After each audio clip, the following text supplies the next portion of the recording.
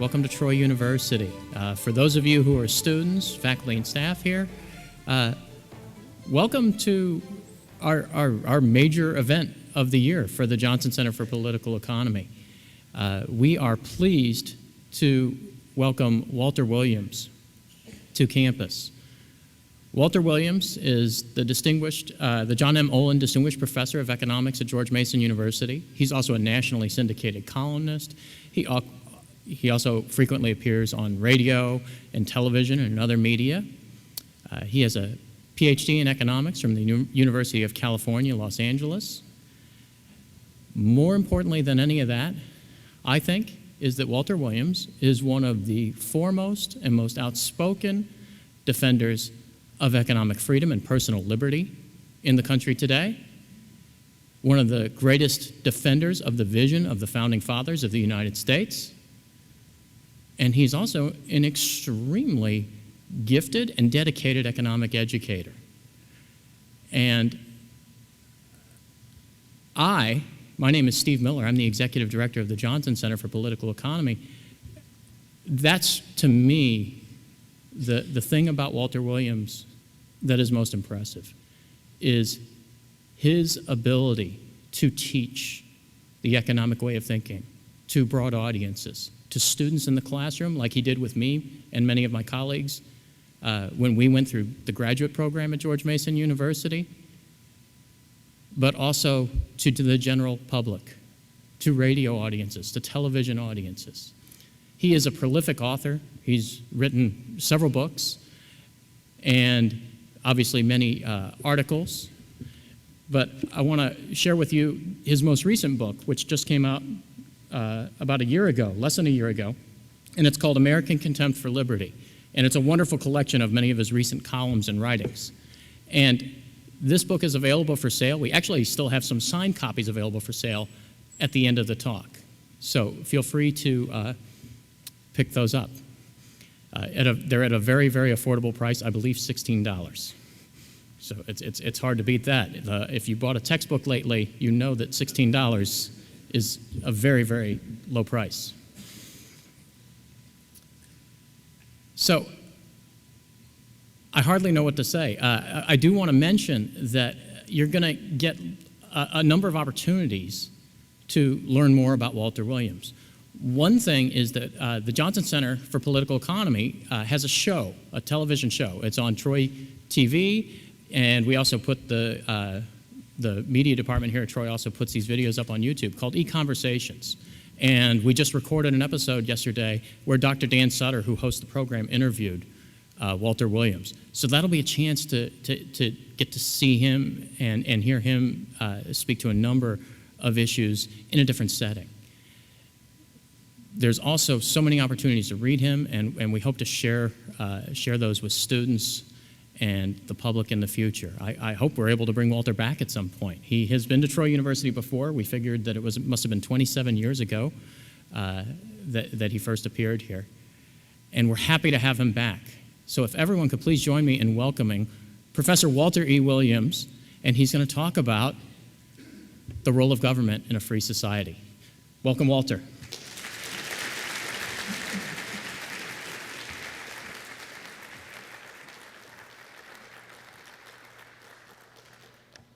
Thank you very much for that very warm welcome, and it is indeed a delight to be back at Troy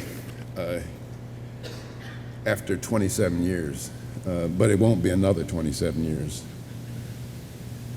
The title of my talk this morning is The Legitimate Role of Government in a Free Society. Now, in the course of my comments, I'm going to say many things that will depart with conventional wisdom on a whole range of topics.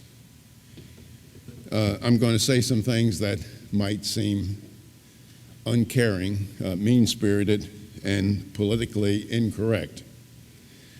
To the extent that that is true, you should feel free to raise any kind of question you want during the question and answer period. You need not feel as though you owe me any undue respect just raise hard questions. Don't worry about insulting me. I am uninsultable. The only way you could possibly insult me is suggest that I wasn't pretty good in basketball. And that's a matter of ethnic pride that I take seriously. One of the justifications for the growth of government, far beyond that envisioned by the founders, was to promote fairness and justice. Fairness and justice are worthy pursuits, but we might also at the same time ask, what is fairness and justice? And what is the legitimate role of government in a free society? Let me just spend a few minutes discussing what the founders saw as the legitimate role for the federal government. And to do that, let's turn to the rule book that they gave us, namely the United States Constitution. Most of what the founders saw as the legitimate role for the federal government, for the United States Congress, is found in Article 1, Section 8 of the United States Constitution. And let me just briefly quote sections thereof. It says that Congress shall have the power to lay and collect taxes, duties, imposts, and excises to pay the debts and provide for the common defense and the general welfare of the United States. Congress is also authorized to regulate commerce with foreign nations, among the several states, and with Indian tribes. It says that Congress is also authorized by the Constitution to coin money, establish post office and post roads, and also to raise and support armies. The framers granted Congress taxing and spending authority for these and a few other activities. Now, nowhere in the Constitution do we find authority for Congress to tax and spend for up to 2/3 or 3/4 of what Congress taxes and spends for today. In other words, there's no constitutional authority for farm subsidies, bank bailouts, food stamps, prescription drugs, Medicare, Social Security, and many, many other programs that the Congress spends up to 3/4 of our GDP on. I think that we can safely say that we have made a significant departure from the constitutional principles of individual freedom and limited government that made us a rich nation in the first place. These principles of freedom were embodied in our nation through the combined institutions of private property, private ownership of property, and free enterprise, or what some people call capitalism. Now, through numerous successful attacks, private property and free enterprise that the framers envisioned are mere skeletons of their past. Thomas Jefferson, he anticipated this when he said, and I'm quoting him, he said that the natural progress of things is for government to gain ground and for liberty to yield. The best way of looking at this process of government gaining ground and liberty yielding is to ask ourselves, or to look at, what has happened to taxation and spending since our founding. Now, there's only one way to look at taxes, ladies and gentlemen. Taxes represent government claims on private property. And indeed, if government were to tax property at 100%, it would confiscate private property. Indeed, taxes are rising. An even better measure of what government does is to look at government spending. And to put this in historical perspective, in 1902, expenditures at all levels of government, federal, state, and local levels of government, totaled $1.7 billion. In that year, the average taxpayer paid $60 in federal, state, and local taxes. In fact, from 1787 until 1925, federal expenditures were only 3% of the GDP. Today, federal expenditures are around 25% of the GDP. That is, today, the federal government spends $4 trillion a year. State and local governments spend about $3 trillion a year. The average taxpayer pays more than $10,000 a year in federal, state, and local taxes. Now, what's the significance of this? Well, the significance is that as time goes by, you and I own less and less of our most valuable property, namely ourselves and the fruits of our labor. Or another way of looking at this is that the average taxpayer works from January 1st until about the end of April to pay federal, state, and local taxes.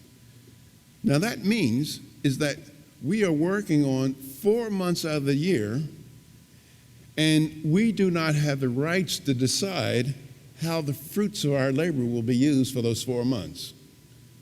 Somebody else makes that decision. Now keep in mind, slavery is a set of circumstances where you work all year, and it is someone else that decides how the fruits of your labor will be used. Now, in the economic sphere, the founders thought that relatively free markets, or what is called capitalism in some cases, was the most effective social organization for the promotion of individual freedom. Indeed, capitalism is defined as a system wherein individuals are free to pursue their own interests so long as they do not violate the property rights of others. Under such a system, there is voluntary exchange. There are private property rights held in goods and services. Much of the original intent of the United States Constitution, as seen in the document itself, and the Federalist Papers and other papers that debated the Constitution, was to bring about a climate in which this kind of social organization could occur, namely peaceable voluntary exchange among people. Now, some people might say, or at least some lawyers might say, well, this guy Williams, he has a very narrow interpretation of the Constitution because the Constitution is a living document. Well, anybody who tells you that the Constitution is a living document is at the same time telling you that we do not have a Constitution. That is, the Constitution represents the rules of the game. And for the rules of the game to mean anything, they must be fixed. Or another way of looking at this, how many of you would like to play me poker this afternoon and the rules be living? That is, maybe my two pair under certain circumstances can beat your three of a kind. Now, the framers had enough foresight to know that we might have to change the rules of the game, so they gave us Article 5 as a way to amend the Constitution. But so far, the Supreme Court and the Congress, they've chosen to change the Constitution without going through the constitutional process.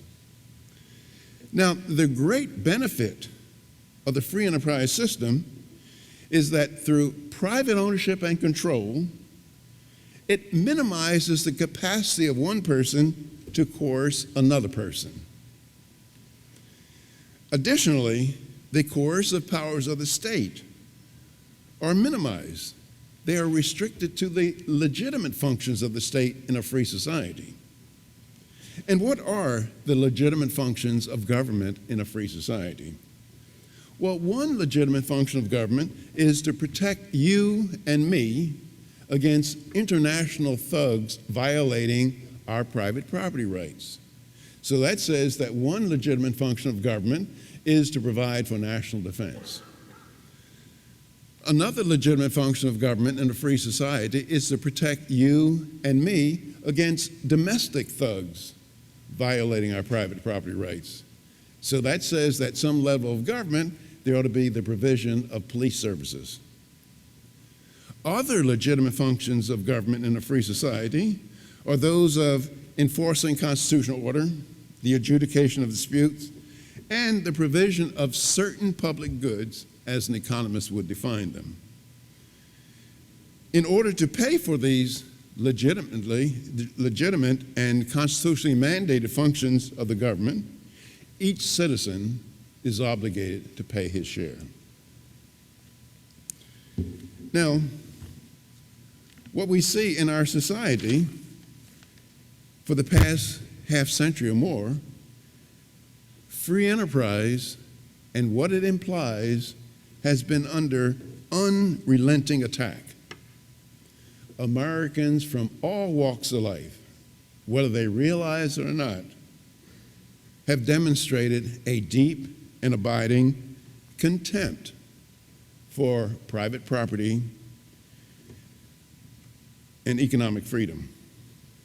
Free enterprise in our country is threatened today, somewhat ironically, not because of its failure, it's threatened because of its success. That is, capitalism has been so successful in eliminating the traditional problems of mankind, such as disease, pestilence, and gross poverty, that all other human problems appear to us to be at once inexcusable and unbearable. The desire by many Americans to eliminate these so-called inexcusable and unbearable problems has led us away from the basic ideals and principles of our great nation. In the name of other ideals, such as equality of income, race and sex balance, affordable housing, medical care, orderly markets, consumer protection, energy conservation, just to name a few, we have abandoned many personal freedoms. As a result of widespread control by government in an effort to achieve these so-called higher objectives, we are increasingly being subordinated to a point where considerations of personal liberty are but secondary and tertiary matters. Considerations of personal liberty are increasingly being dealt with as dirt in our country. Now you might say, well, what's this guy talking about? Personal liberty being treated like dirt in our country. Well, imagine I write a letter to the United States Congress and I tell them, my name is Walter Williams. I am an emancipated adult. I am fully capable of taking care of my own retirement needs. So stop taking money out of my paycheck for Social Security. How do you think that would be greeted? It'd be greeted with contempt. That is, here are some people telling me how much I should set aside for retirement out of each week's pay, and if I don't, I go to jail. Well, what do you think? How would you view it if they told you how much you had to set aside out of each week's pay for education, for food, for housing? You'd view it as tyranny, wouldn't you? Well, it's the same thing with Social Security. Now, as a result of this widespread control by government, we are being reduced to a form where we're facing servitude. That is, tyranny is a form of servitude. Now, I'm not saying that we are a tyrannical nation yet. But if you ask the question, which way are we headed, tiny steps at a time, are we headed towards more liberty or towards more government control of our lives? It has to unambiguously be the latter. And remember, if you take tiny steps towards any goal, sooner or later, you're going to reach it. Or as the great philosopher David Hume said, that it is seldom that liberty of any kind is lost all at once. It's always lost bit by bit. Or as my late colleague, Leonard Read, the founder of the Foundation for Economic Education, the first free market foundation in the United States, he described it another way. He said that if you wanted to take liberty away from Americans, you have to know how to cook a frog. Leonard Read said that you cannot cook a frog by putting on a pot of boiling water and throwing the frog in the water, because the frog's reflexes are so quick that as soon as his feet hit the boiling water, he would hop away and be free. Leonard Read said the way to cook a frog is to put on a pot of cold water, put the frog in the water, and heat it up bit by bit. And by the time the frog realized he was being cooked, it was too late. That's the same thing with Americans. If anybody came over here talking about taking away all of our freedom, all of our liberties, all at once, we would righteously rebel. But they can talk about taking away our liberties bit by bit. Now, the primary justification for this attack on private property, economic freedom, and privacy can be found in people's desire for government to do good. We say things like, government should care for the poor, government should help the disadvantaged, government should help deserving segments of our society, government should help college students. Well, it's nice to say those things, but we have to recognize that government has no resources of its very own. What I mean by that, ladies and gentlemen, those programs coming out of Washington, D.C., or your state legislature, they don't represent congressmen and legislators reaching in their own pockets and sending out the money. Moreover, there's no tooth fairy or Santa Claus giving them the money. So when you recognize that government has no resources of its very own, that forces you to recognize that the only way the government can give one American citizen $1 is to first, through intimidation, threats, and coercion, confiscate that dollar from some other American.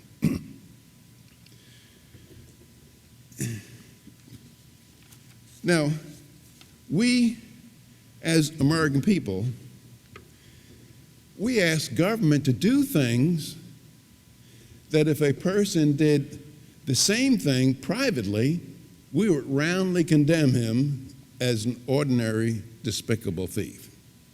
Let me give you an example of this.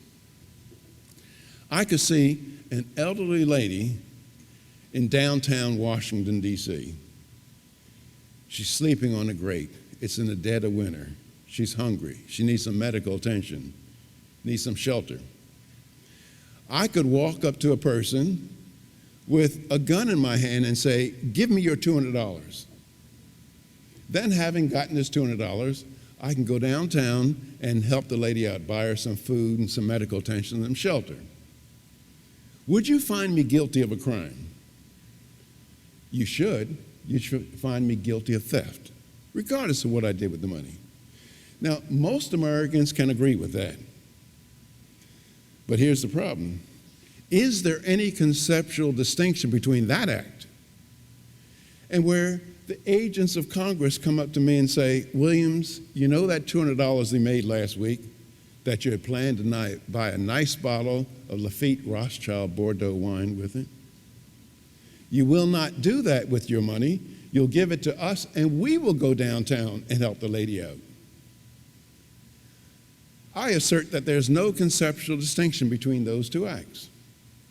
Now, if you press me for a distinction, I can only find one that ought to be trivial to moral people. And that is the first act where I walked up to somebody with a gun and took their money to help the lady out. That is illegal theft. The second act, where the agents of Congress took somebody's money, that is legalized theft. Both acts constitute the practice of taking the rightful property of one person and giving it to another to whom it does not belong. Now, don't get me wrong about this, is that I believe in helping our fellow man in need. I believe that helping one's fellow man in need by reaching in your own pockets to do so is praiseworthy and laudable. I think helping one's fellow man in need by reaching into somebody else's pockets is worthy of condemnation.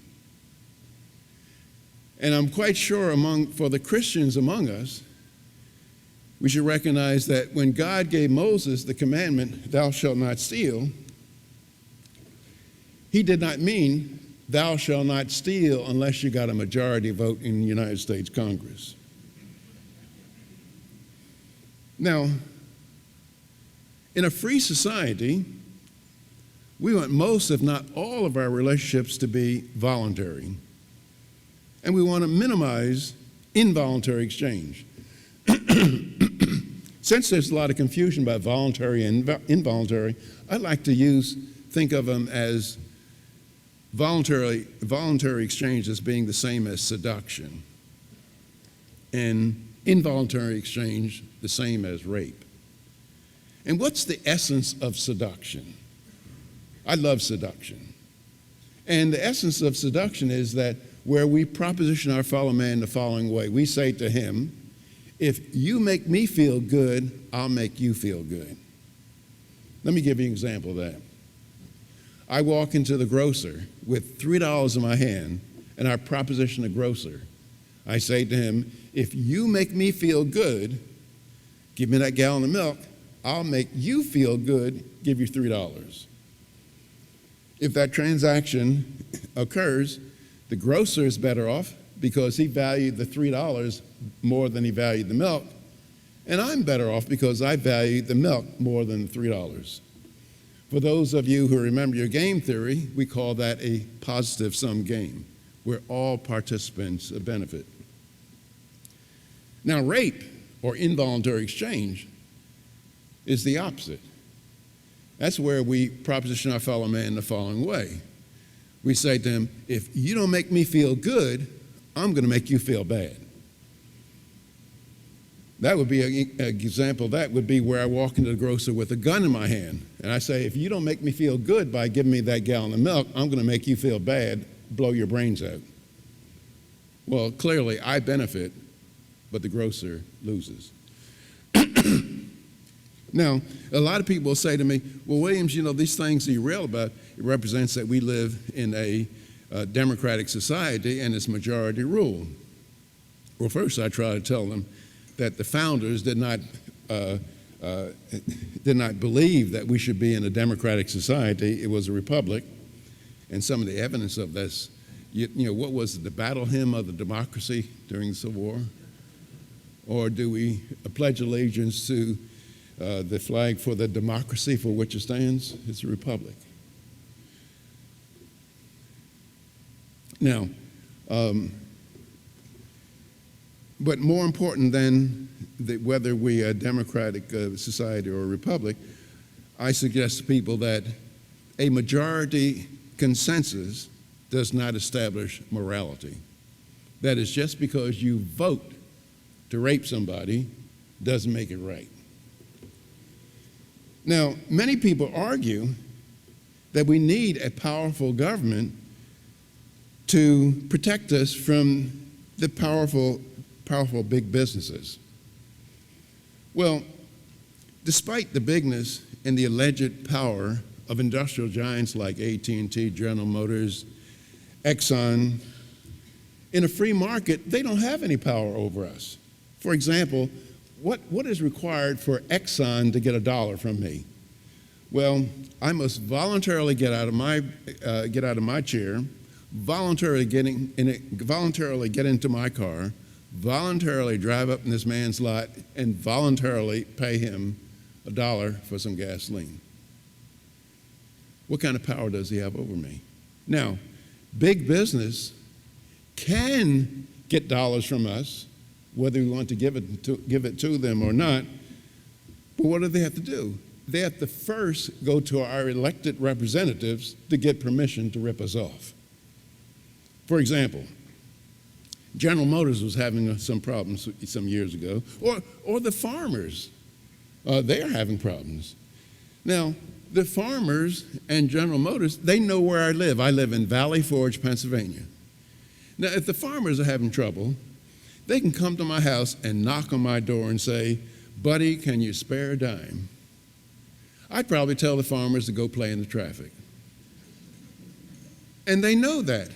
So they'll go to their elected representative and they'll say, "Well, look, if we ask Williams to voluntarily help us out, he's going to tell us to go play in the traffic. So could you use your agents to take his money and give it to him?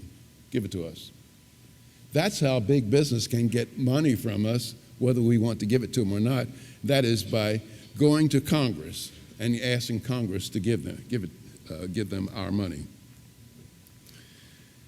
Now, the free market and voluntary exchange are roundly denounced by today's defenders of the new human rights, what I call the new human rights.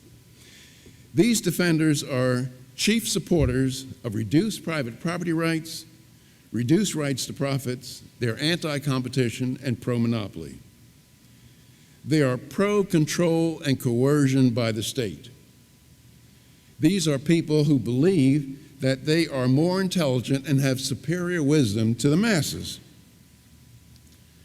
They believe that they have been ordained to forcibly impose that wisdom on the rest of us, whether we like it or not. And the way that they want to impose their wisdom on us is to eliminate the operation of the free market. Why do tyrants want to eliminate the free market? Well, the free market implies voluntary transactions. And tyrants do not believe that people behaving voluntarily will do what the tyrant thinks that they ought to do. So they want to replace the market with economic planning or industrialized planning. I will give you a definition of economic planning that will last you the rest of your lives. Economic planning is nothing more than the forcible superseding of somebody else's plan by the powerful elite. Let me give you some examples of this. My daughter might plan to work for the hardware store guy down the street for $4 an hour. She says it's okay. The hardware guy says it's okay. Her mother says it's okay. Her father says it's okay. But the powerful elite will say, we're going to cancel that plan. We're going to supersede that plan because it's not being transacted at the prices we think it ought to be transacted at, namely $7.25 an hour, the minimum wage. Or I might plan to buy a Honda motorcycle from a Japanese producer. The powerful elite will say, Williams, we're going to supersede that plan through tariffs and quotas because we think you ought to buy a Harley Davidson. Now, they do this, many of them do this in the name of good. But do-gooders fail to realize that most good done in the world is not done in the name of good. If you were to ask me, Williams, what's that human motivation that gets the most wonderful things done? I would say greed. And what I mean by greed is not ripping off people, not engaging in any immoral activity, but people trying to get as much as they can for themselves. Let me give you some examples of this, because you might not have thought of it this way. Last winter, you had Texas cattle ranchers getting up in the dead of night, in blizzards, running down stray cows, trying to take care of them, feed them. Making this personal sacrifice so that New Yorkers have beef on their shelves.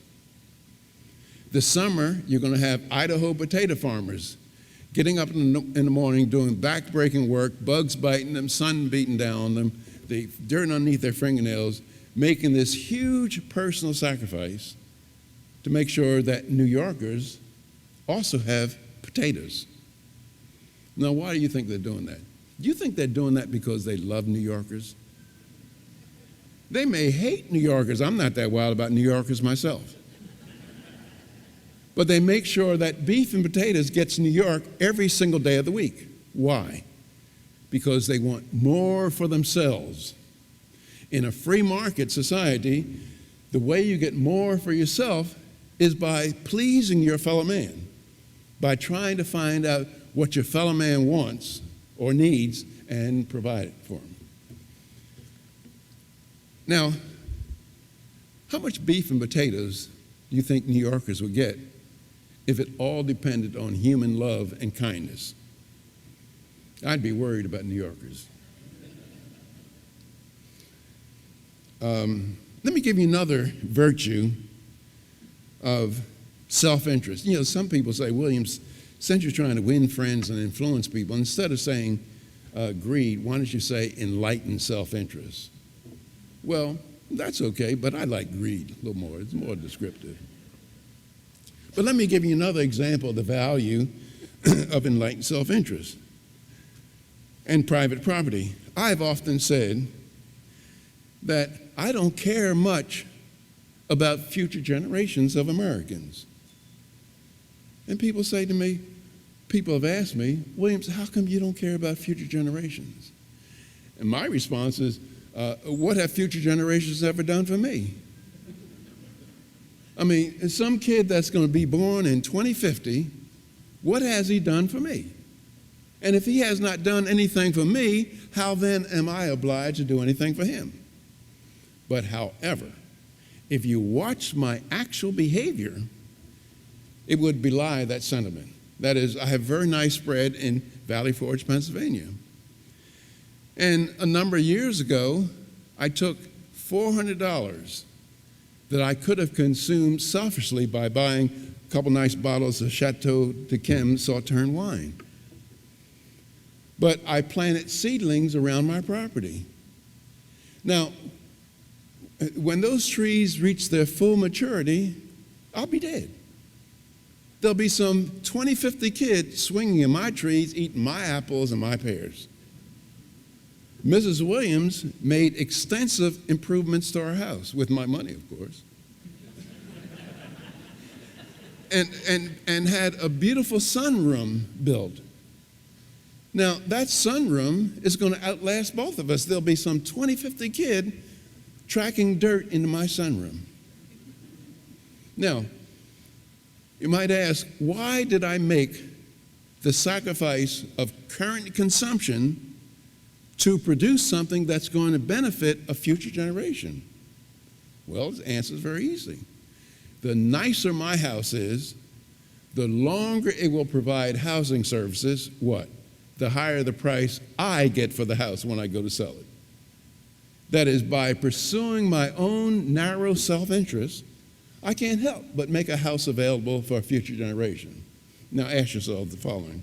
Would I have the same incentives if the government owned my house? Would I have the same incentives if there were a 75% transfer tax when I went to sell my house? No, I wouldn't. Anything that weakens my property rights into that house weakens my incentive to do the socially responsible thing, namely conserve on the scarce resources of our society. Let me begin to wrap up and face some questions of yours. Now, despite these virtues of the free market, and never mind the fact that it was with the rise of capitalism that brought about more humane societies. It was the rise of capitalism that brought better treatment to women, better treatment to racial minorities, better treatment to the handicapped, better treatment to criminals and the insane. But there's considerable hostility towards free markets. You know, I was giving this lecture at a university, and one of the women in the audience stood up and said, capitalism is oppressive to women. Well, I asked her, well, what country, if you're a radical feminist, what country do you want to live in? Saudi Arabia, Afghanistan? Africa, or United States. You want to live in United States, or at least in Western Europe. Or if you are a criminal, where do you want to go to jail? Turkey or Mexico? You want to go to jail in the United States so you don't miss your HBO shows in the afternoon. Now, the reason why capitalism brought about a more humane society is the subject of another lecture. And that is, and just to summarize it, is that the rise of capitalism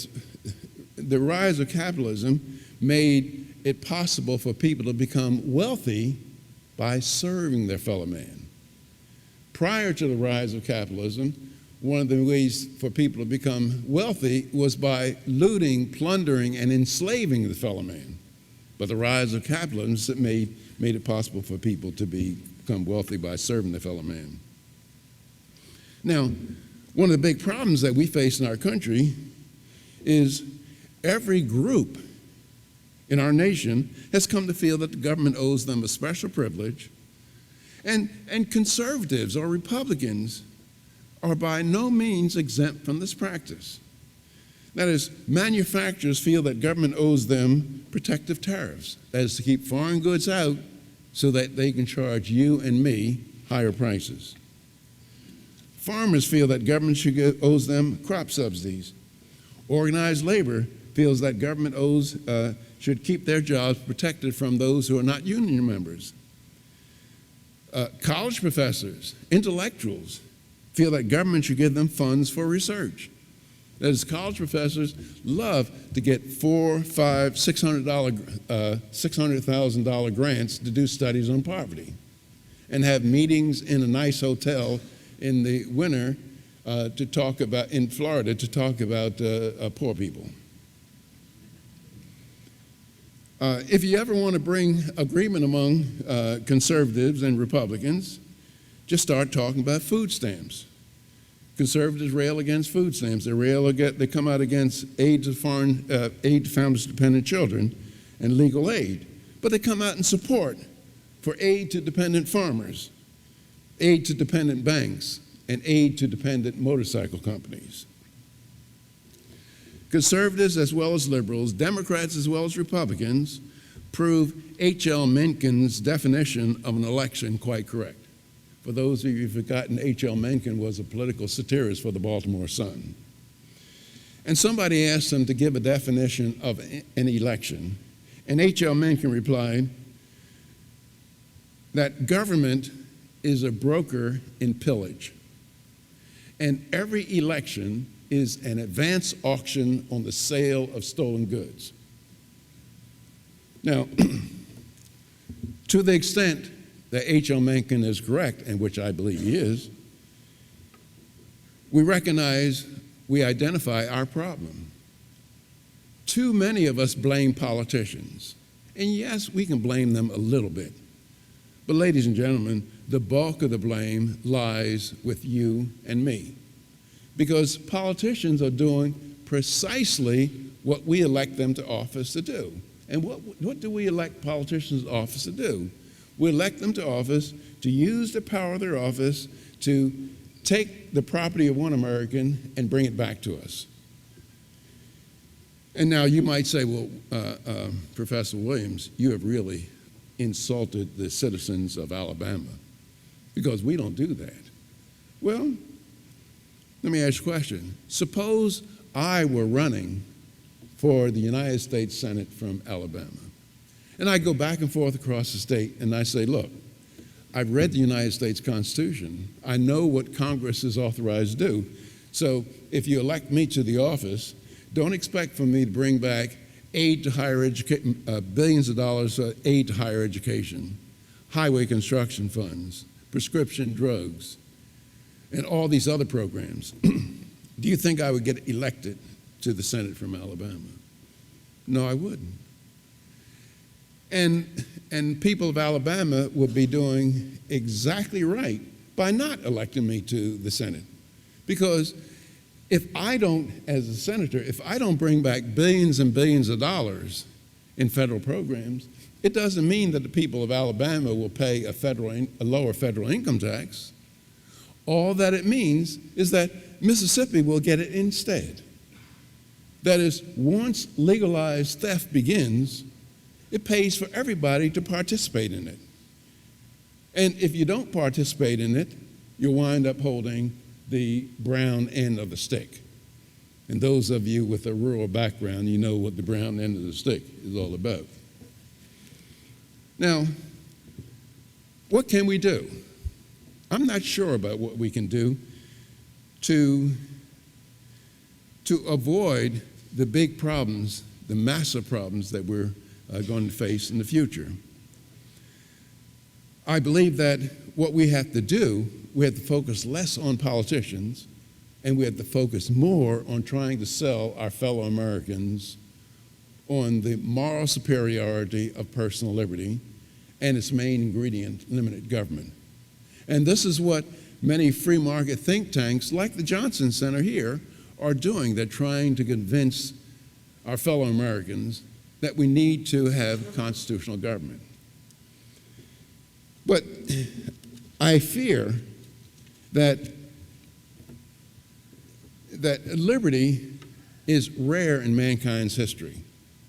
A historian, maybe 100 years, 200 years from now, he might be writing that, well, the normal state of affairs for mankind has been arbitrary abuse and control by others. But there was this little tiny exception, mostly in the Western world, mostly and only for a tiny part of man's history, but it all went back to the normal state of affairs, arbitrary abuse and control by others. But on the other hand, I think that the optimistic note for we Americans is that we have not done the wrong thing for a long time, and we better get our act together while we have the freedom to change. One of the articles that I read that you did many years ago was about increasing the number of House members from 435 and possibly increasing that, doubling that. Could you talk to that notion and idea? Well, I think that constitutionally, the number of members of Congress, or the House of Representatives, is not fixed by law. I think that a greater number of congressmen would be able to reflect our wishes a little bit better. And then a greater number of congressmen would make the job of lobbyists far more difficult. That is, right now, lobbyists only have to worry about trying to influence 425 people, but if they had, their job would be far more challenging if we had 1,500 congressmen. It'd be far more difficult, and we'd have, and the more difficult it is to influence Congress, the freer we will be. Yeah. Do you believe the United States will remain all 50 states by, say, the year 2050? Do I think the United States will remain? The United States, like a single nation. Well, I don't know. There is an emerging spirit of rebellion. I think that the if you look at the formation of our country, if you look at the Constitutional Convention in 1787, if the states did not believe that they could secede, the Constitution would have never been ratified. In 1783, the Treaty of Paris that ended the war between the colonies and Great Britain, it established 13 separate nations, 13 sovereign nations, and these nations came together as principals and they made the federal government their agent. And if you read the ratification documents, particularly of Virginia, Rhode Island, and New York, they explicitly say if the federal government becomes abusive of the powers that we have delegated to them, we have the right to resume those powers. And in some cases, we do see a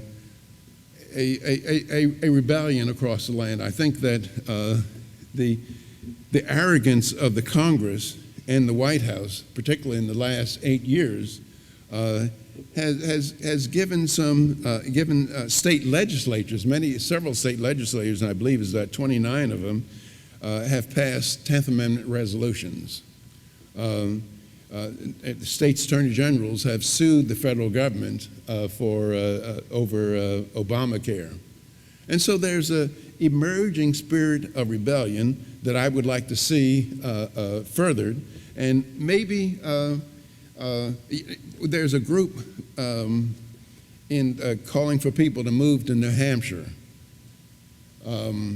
It's freestateproject.org. You can look it up on the internet.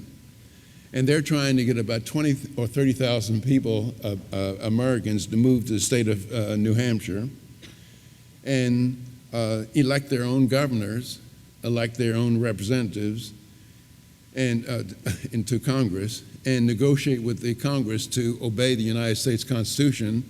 And some of the people of the Free State Project are saying, Free State organization, they're saying that if the Congress does not agree to obey the Constitution, they will offer a unilateral declaration of independence. So I don't know, for whatever that's worth, but check out the freestateproject.org. Thank you. Yeah. Dr. Williams, in a January 2015 article in townhall.com, you referenced Thomas Sowell's book, Basic Economics. And the article also went on to say that the government seemed to focus on the goals of their economic policies rather than the incentives. And you touched on the incentives in your speech a little bit. And regarding $15 an hour minimum wage, the goal is obviously to, in the eyes of the government, is to improve people financially, but they don't look at the incentives of how business look at it. Can you explain that? Well, I think the effect of the minimum wage law, and we should not, when we look at policy, we should not ask ourselves what is the intention of this particular policy. We should ask what is the effect of the policy. And you find the effect of a minimum wage, let's say it's currently $7.25 an hour. You look at the effect of the minimum wage by putting yourself in the place of an employer and saying, if I must pay $7.25 an hour to no matter whom I hire, does it pay me to hire that worker who is so unfortunate so as to have skills that will only enable him to produce $4 worth of value per hour? Well, most employers would look at that as a losing economic proposition.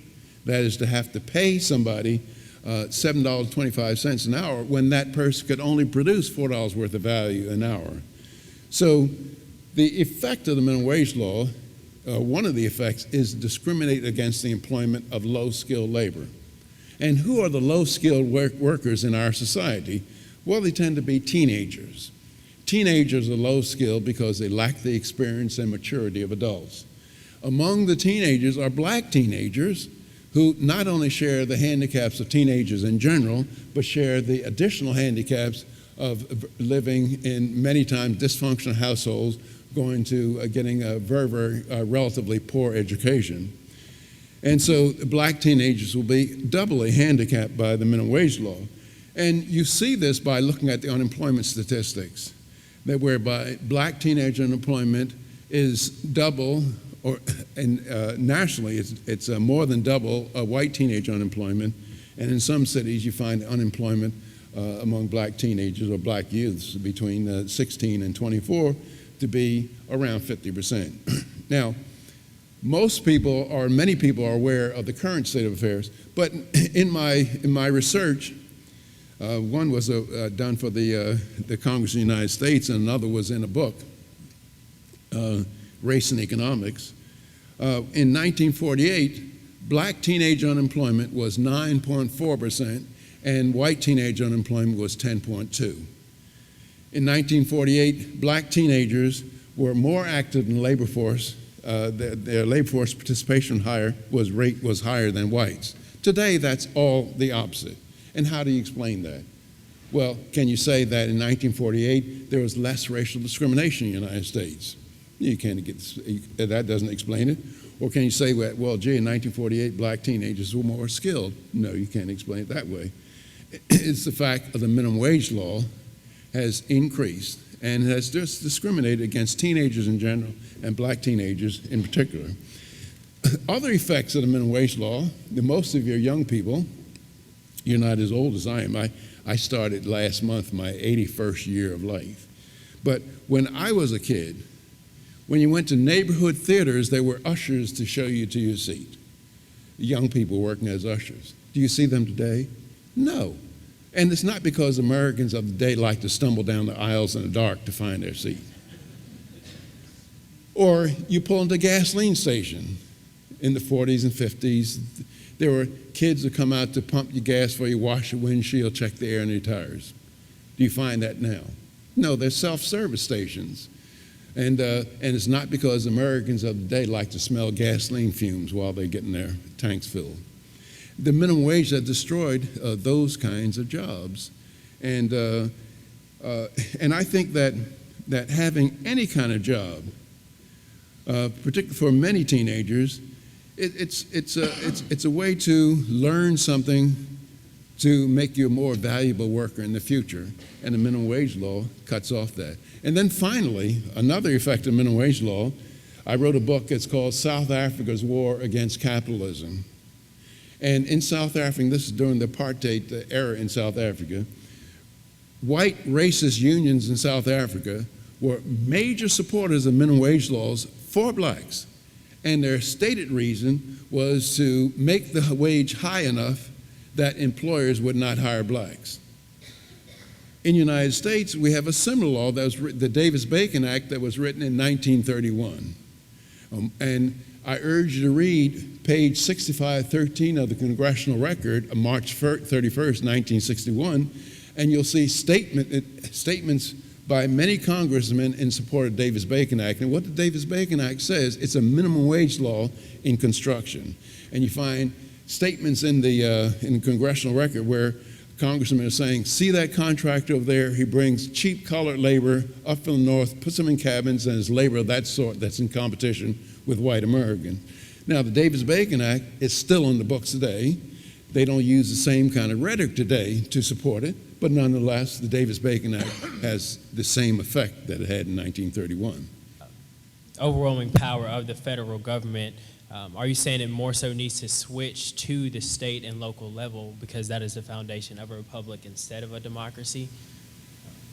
Yes, I think that's what the framers envisioned. That is, most of our lives should be determined at what goes on at the state and local levels of government, and very few things should be done at the federal level. And as I just said, Madison pointed out that the federal government, the Constitution authorizes the federal government to do fairly few things and focus on those things that are external matters.